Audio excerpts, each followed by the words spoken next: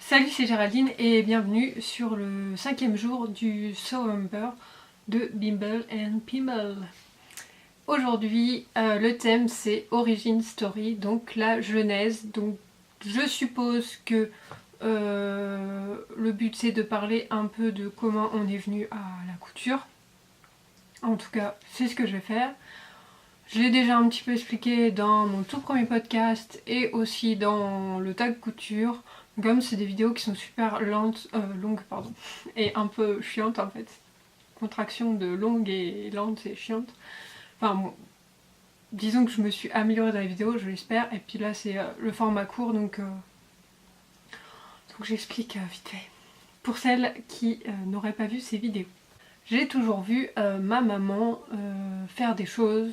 Elle faisait pas mal de loisirs créatifs différents, dont la couture. Elle nous cousait quelques vêtements et des costumes aussi pour Mardi Gras et tout ça. Et puis je voyais aussi ma grand-mère, donc sa maman, faire pas mal de canevas et tout ça, comme j'ai déjà expliqué dans la vidéo 2, je crois, de ce challenge. Donc j'ai toujours baigné là-dedans et j'ai toujours vu des machines à coudre chez moi.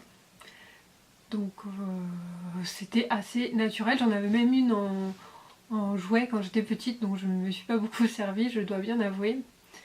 Et j'ai toujours aimé bricoler des choses, voilà.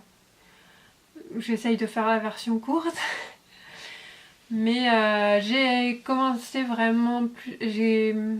Je dirais que j'ai appris à coudre en 2006, quand je suis tombée sur le forum Goodies. Je sais pas s'il y en a qui le connaissent, ça n'existe plus, mais c'était un forum de couture, création de bijoux et tout ça. C'était assez orienté kawaii, donc l'univers très coloré, japonais, tout ça. Et c'est ce qui m'a donné envie de mettre à coudre, donc je faisais pas mal aussi de swap à cette époque. Et je cousais que des petites choses, des pochettes, des sacs, ce genre de choses, où je customisais des t-shirts aussi. Mais bon, je faisais rien de très très compliqué, ni rien, mais voilà. Après, après je me suis un peu éloignée de la machine, tout simplement parce que j'étais en études et que voilà, je n'avais pas spécialement envie de me coudre mes vêtements, je les achetais, ça coûtait moins cher et c'était plus simple. Voilà, mais par contre je continuais à faire des bijoux parce que voilà, ça tient dans une petite boîte et c'est quand même plus facile à transporter quand on... Yeah. C'est quand même plus facile à transporter et à stocker quand on habite dans une chambre d'étudiant. Et puis je sais plus trop. En fait, c'est quand j'habitais à Nantes, j'avais une collègue. Ouais, donc je faisais toujours des bijoux à cette époque et en fait j'avais une collègue qui faisait aussi des bijoux et on allait des fois le midi à la droguerie ensemble et c'était super sympa. Et en fait, je crois que c'est son copain qui lui avait offert des cours de couture dans un salon de thé à Nantes qui je crois n'existe plus, qui s'appelait le Clan des Nanas. Donc c'était deux sœurs dont la maman était couturière. Et, et donc elle tenait un salon de thé et une des deux sœurs faisait des cours de couture. Et j'avais trouvé ça super cool comme cadeau. J'en avais parlé à mon copain, mais juste comme ça. J'avais juste dit ah Audrey elle a eu ça, je trouve ça génial et tout. Et le Noël d'après, en fait, mon copain m'a offert 10 cours de couture donc dans ce salon de qui était juste à côté de chez nous en plus. Donc là, j'avais été vraiment super contente, surtout qu'ils s'en souviennent et j'avais trouvé, enfin ça m'avait fait trop plaisir. Donc j'avais pris quelques cours et j'avais cousu une jupe que je n'ai jamais portée.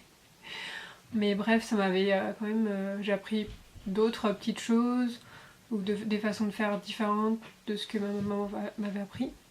Et c'est à peu près, je dirais, à ce moment-là que ma maman a voulu changer sa machine à coudre et qu'on a acheté donc une petite browser ensemble sur internet. Qui nous a tenu, qui marche toujours d'ailleurs, que j'ai pas là parce qu'elle est dans mon box, mais donc à la base cette machine c'était pour nous deux et elle était donc stockée chez mes parents. Et puis au fur et à mesure, je l'ai un peu squattée, je l'ai emmenée avec moi et elle a déménagé avec moi d'appart en appart sans que je m'en serve plus que ça. Je dirais même que par moment elle n'a pas servi du tout. Et donc on arrive après moult péripéties qui n'ont rien à voir avec la couture en 2013 quand je débarque toute seule sur le bassin d'Arcachon. Et avec donc ma machine qui m'avait suivi et quelques tissus que j'avais accumulés sans rien en faire entre mes cours de couture et ce moment-là. Et comme je m'ennuyais et qu'il faisait moche dehors, et je sais plus si Cousumain est arrivé en même temps, et c'est fort possible que Cousumain soit arrivé en janvier de cette année-là, janvier 2014, non, ou quelque chose comme ça.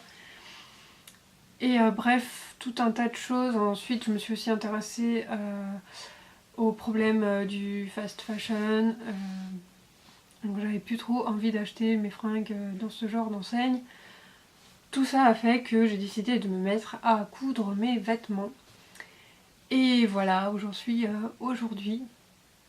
Donc ça fait, je dirais, 3 ans et demi que je couds un peu plus intensivement. Mais après, j'ai du mal à me lancer dans des projets compliqués. Donc je vois que certaines, au bout de 6 mois, ont cousu des trucs de ouf. Je me dis, putain, mais je traîne quoi. Mais bon, chacun son rythme, hein, pas de panique. Voilà pour la genèse de mon histoire avec la couture qui est vraiment résumée. Parce que je vous ai pas parlé du fait que j'avais voulu devenir styliste à une époque et tout ça. Et bon, pas rentrer dans les détails, mais voilà. Je sais pas si peut-être ça pourrait être le sujet d'une autre vidéo plus tard, mais voilà. Je vous dis à demain pour la prochaine vidéo. Salut!